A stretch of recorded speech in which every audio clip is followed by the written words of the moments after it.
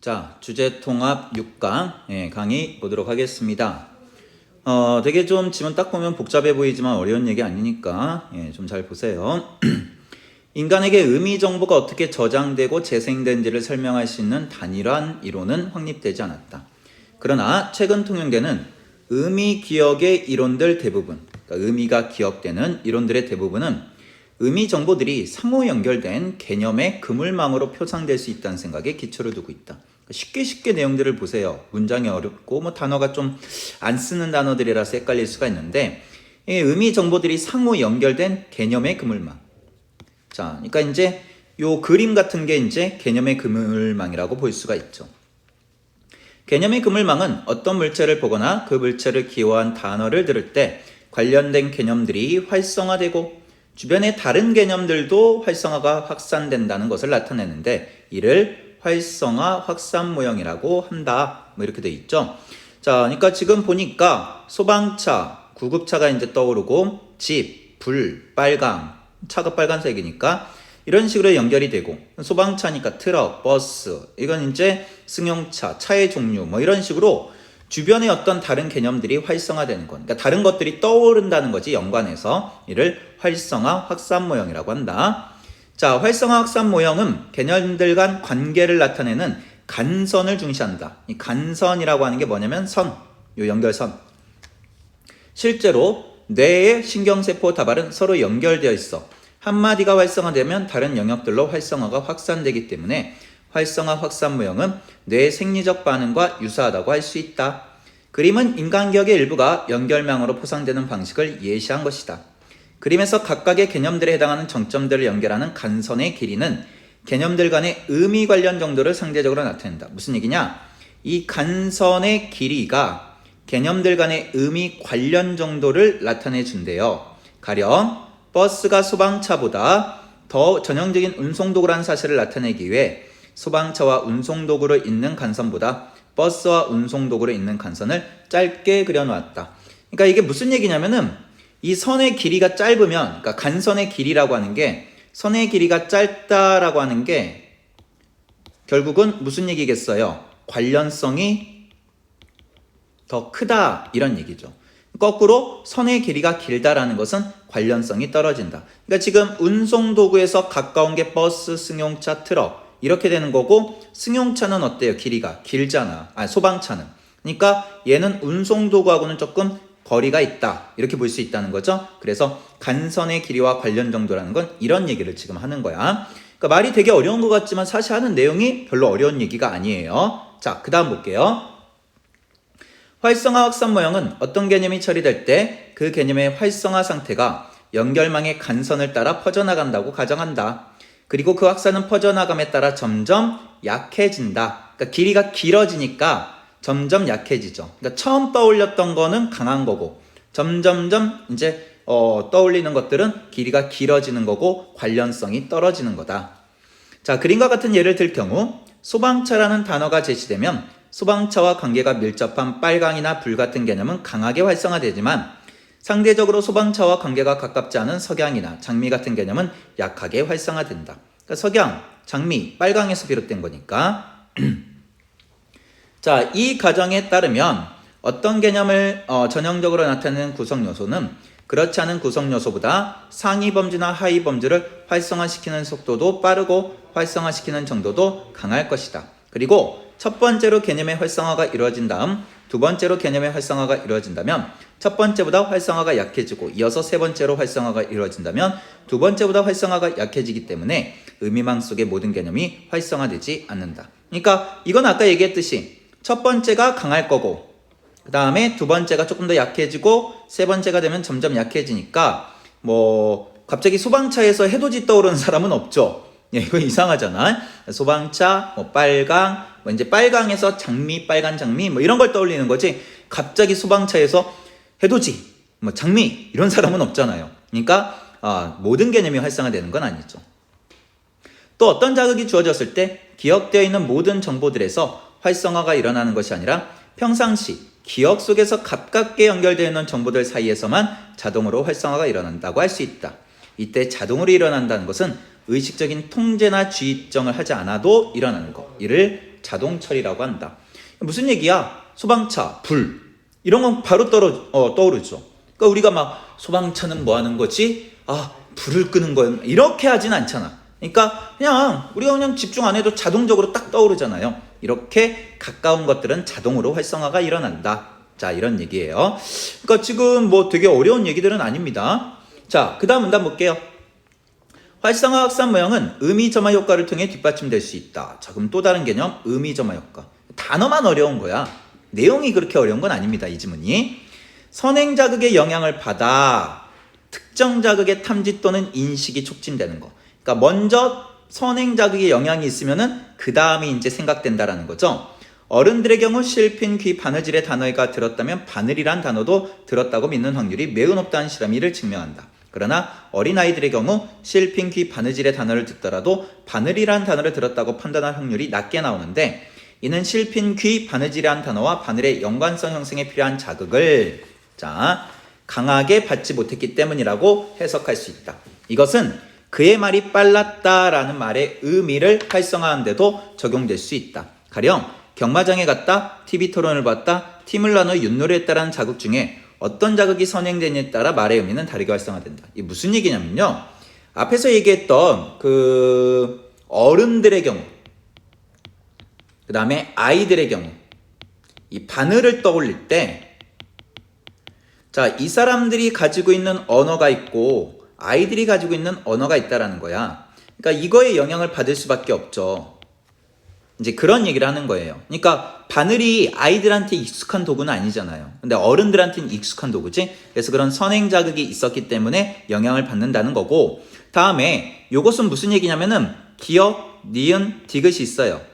이거의 영향으로 인해서 가의 의미가 달라진다는 거야. 그러니까 쉽게 얘기해서 정리하면은 이렇게 되겠네. 선행 자극의 영향을 받아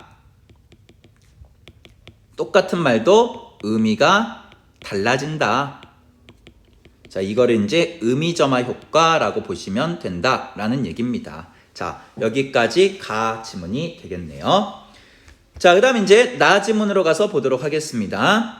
아이콘은 물체의 속성을 친근한 이미지나 문자로 표현하여 상징적 정보를 사용자에게 전달함으로써 직관적인 컴퓨터 조작이 가능하도록 하는 것. 이게 아이콘이죠. 아이콘을 사용하면 사용자가 원하는 작업을 탐색하는 속도를 높일 수 있으며 문자 해독 능력의 영향을 비교적 덜 받는다. 아이콘은 기억하기 쉽고 기능을 빠르게 인지할 수 있어 컴퓨터 사용을 보다 편리하게 한다. 뭐 장점, 아이콘의 장점 쭉 나와 있죠. 자, 근데 아이콘의 디자인은 그래픽만으로 표현되기도 하지만 문자만으로도 표현된다. 그래픽만으로 표현된 아이콘은, 그러니까 그림만으로 된 거, 인식 속도가 빠르다는 장점이 있지만 의미를 명확하게 파악하기 어려울 수 있고, 문자만으로 돼 있을 때는 의미 파악이 명확해지지만 신미성이 떨어지고 문자를 읽지 못하는 사람들은 파악하기 어려울 수 있다. 서로 간에 장단점이 있다는 거야. 그래서 의미를 빠르고도 명확하게 파악하기 위해 그래픽과 문자를 함께 사용해 아이콘을 표현하면 좋겠죠. 하지만 아이콘의 디자인이 잘못된 경우에는 아이콘을 사용하지 않는 것보다 혼란을 가중할 수 있기 때문에 아이콘이 나타내고자 하는 의미를 충분히 전달하고 있는가를 평가하는 것도 중요하다. 네, 그래서 아이콘을 쓸 때는 그래픽만으로도 쓸 수도 있고 문자만으로도 쓸 수 있고 둘 다 쓸 수도 있다. 근데 이제 의미를 잘 전달할 수 있는 그런 아이콘을 쓰는 게 좋겠다. 다음, 의미를 충분히 전달하고 있는 아이콘 디자인은, 자, 좋은 아이콘이겠죠? 아이콘을 봤을 때 그 기능에 관한 활성화가 잘 이루어지는 것이라고 할 수 있다. 활성화 확산 모형을 앞에서 했던 거를 아이콘에 적용한다면 아이콘과 그것이 대표하는 의미의 연결 강도는 아이콘의 디자인에 따라 다르게 나타난다. 그러니까 연결 강도가 잘 돼 있으면 강하겠죠? 그리고 잘 안 돼 있으면 약할 거고. 예를 들어 문서를 작성하다가 문제에 맞닥뜨렸다면 그 문제를 해결할 수 있는 기능들을 머릿속에 떠올리고 그중 하나를 실행하기 위하여 해당하는 아이콘을 선택하려 할 것이다. 그런데 이때 아이콘의 인지에 가장 큰 영향을 미치는 속성은 아이콘 디자인의 구체성과 의미적 거리이다. 구체성이라고 하는 것은 아이콘이 실제 사물이나 사람 등을 묘사하는 수준을 의미한다. 그러니까 이제 얼마나 구체적으로 아이콘이 묘사하고 있는가 이거죠. 가령 점선면, 색과 같은 기본적인 조형 요소로 대상을 단순화하거나 변형하는 추상적 아이콘은 구체적 아이콘보다 기하학적으로 표현된다. 다음, 의미적 거리라는 것은 아이콘과 아이콘이 표상하는 기능 사이의 밀접성. 이와 관련하여 아이콘과 기능 사이의 관계가 밀접하고 시각적으로 명확한 경우는 직접적, 그 다음에 추론이 필요한 경우는 함축적, 이렇게 볼 수 있네요. 그러니까 별거 아니에요. 그러니까 아이콘을 얼마나 잘 인지할 수 있냐, 딱 봐서 이게 이런 기능이군, 이런 걸 이제 떠올려야 된다는 거야. 인지라는 것은 그때 구체성과 의미적 거리인데 그 대상을 좀 더 구체적으로 묘사하고 있는 아이콘이다. 그러면 인지가 높을 수 있겠죠. 그 다음에 의미적 거리가 가깝다. 그러면 인지도가 금방 나타날 수 있겠죠. 그래서 이제 뭔가 시각적으로 밀접한 거, 직접적인 거, 이런 것들이 의미적 거리가 가깝다라고 할 수 있죠. 그러니까 얘가 의미적 거리가 가깝다, 함축적일 때는 멀다 이렇게 얘기하고, 구체성이 있을 때는 의미적 거리가 가깝다, 즉 인지도가 높다, 이렇게 볼 수 있다라는 거예요. 자, 여기까지 됐나요? 되게 어려운 얘기를 하고 있는 건 아니지. 자, 아이콘을 인지하는 데는 디자인 외에 세대에 따른 차이도 있다.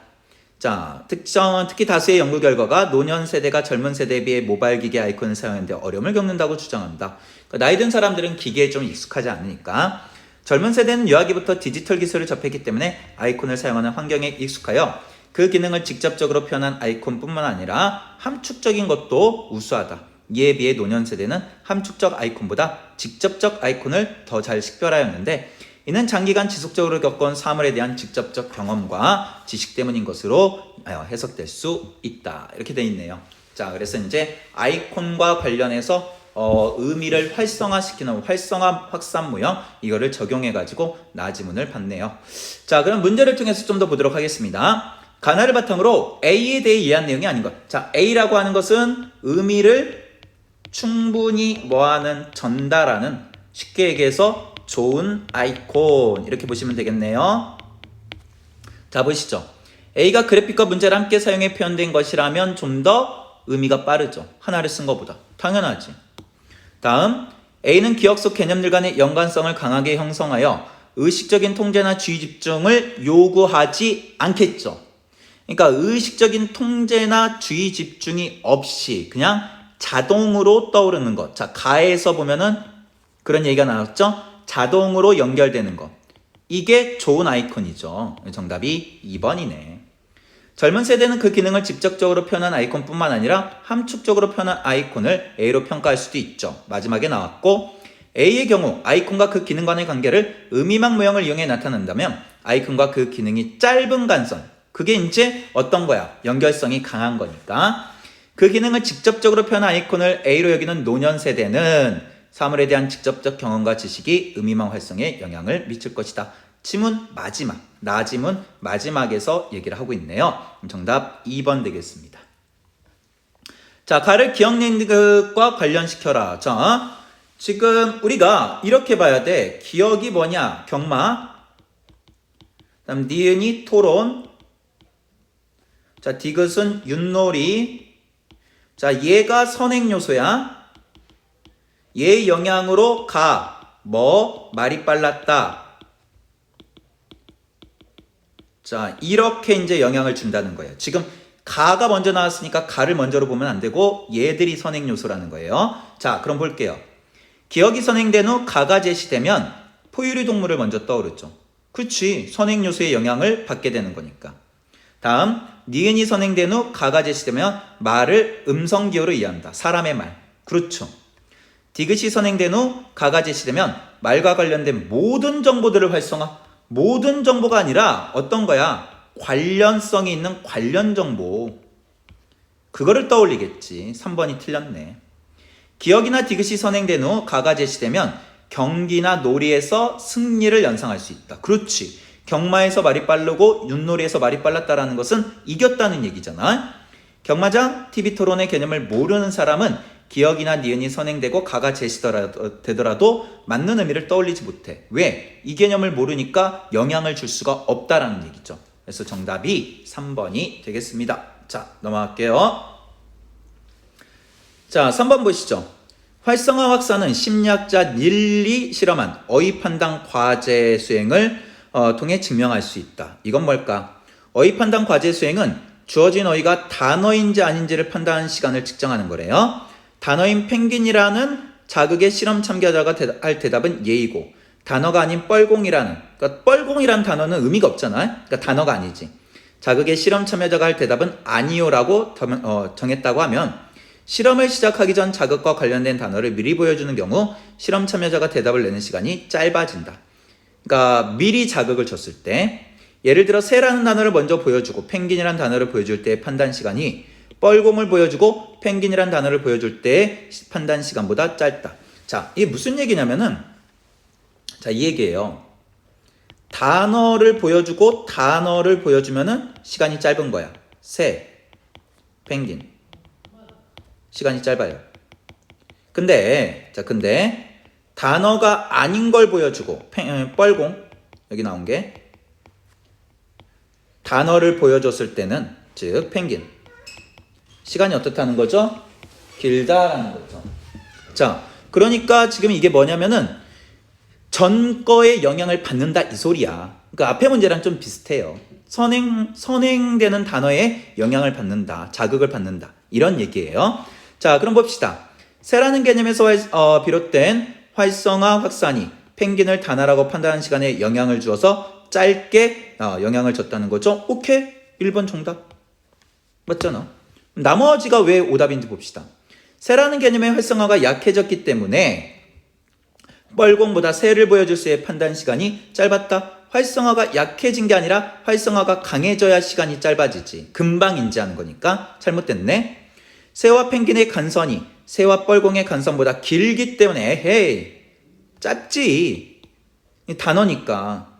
그래서 잘못됐고. 뻘공 대신 평균이란 단어를 먼저 보여준다면 상위 범주를 활성화시킨 속도가 빨라져. 새를 먼저 보여줬을 때보다 짧아질 것이다. 이건 알 수 없어요. 그러니까 왜 그러냐면은 새도 단어고 그 다음에 평균도 단어야. 그러니까 누가 더 빠를 것이다 라는 거는 알 수가 없어요. 그리고 지금 관련성은 새가 지금 펭귄하고 좀 관련성이 더 있죠. 새하고 펭귄하고 좀 비슷하잖아. 날개가 좀 있으니까. 그러니까 굳이 속도를 본다면 새가 더 빠르겠죠. 따져본다면. 평균은 새는 아니니까. 그러니까 시간이 더 짧아질 것이다? 아니야.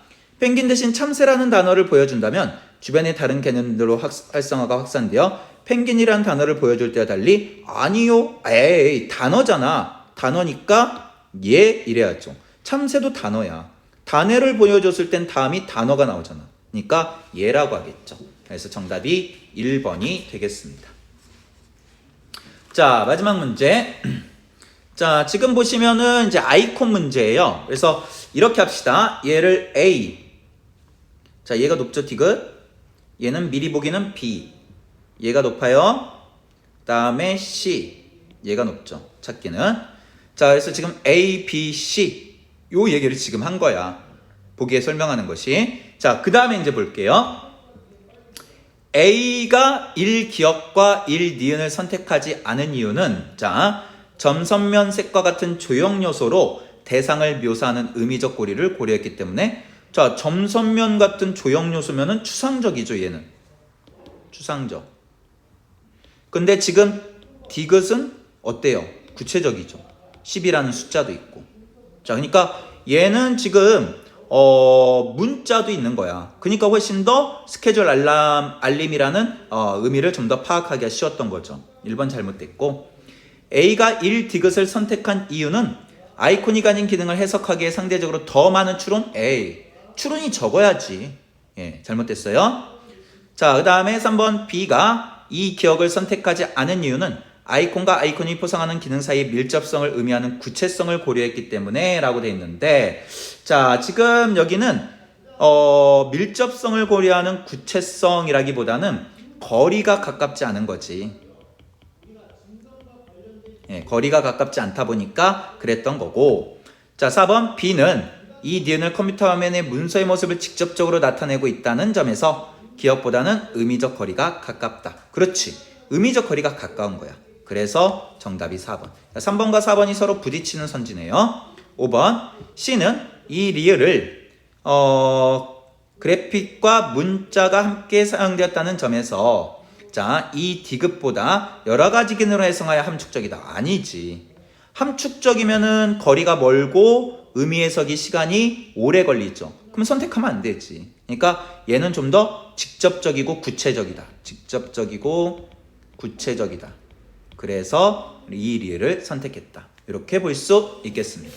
자, 문제도 그렇게 어려운 지문은 아니었던 것 같아요. 지문도 그렇고. 자, 뭐 이렇게 막 복잡하게 봐야 되는 내용들은 아니니까 다시 한번 쭉 읽어보면서 이해하시면 될 듯 합니다. 자, 여기까지 주제통합 6강 강의가 되겠습니다.